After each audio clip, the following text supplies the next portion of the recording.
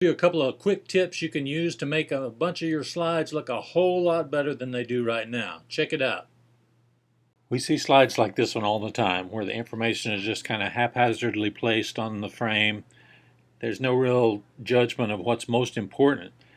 What you really want to convey in this slide is the quote by Jack Spratt, of course the author of the New York Times bestseller Lean.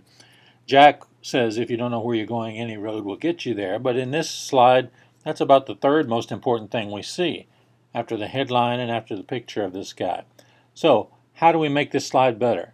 Well, first we want to get rid of Jack in the box.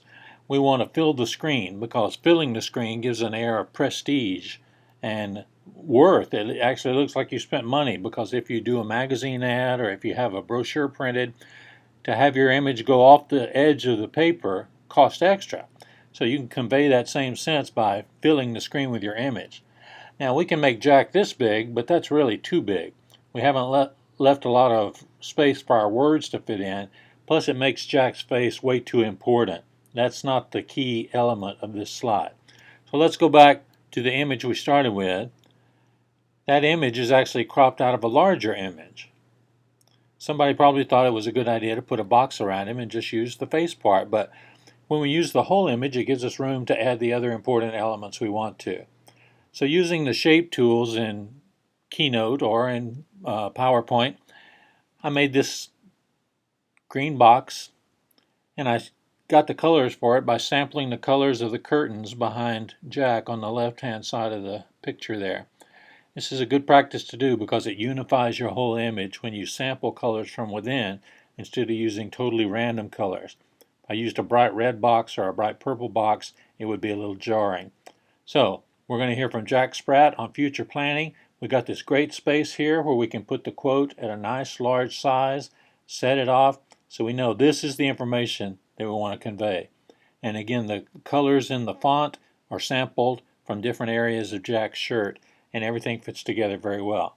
So you see the first slide looks like something you spent 30 seconds on. The second slide looks like something you spent $1,000 on. Which would you rather use? Well, you want your audience to think you've invested lots of time and money in creating your information that you're sharing.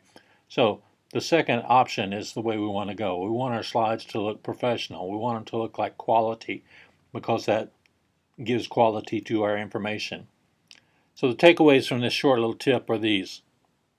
Don't put your ideas and images in boxes. They're important. They need to have room to express themselves. Use the whole frame. You got a lot of real estate there, and using it well will make you look better. Emphasize what is the most important bit of information on each slide, and then prioritize that slide accordingly. And finally, tie all the elements of your slide together by using sample colors to make it all look like it's a unified, well-designed piece.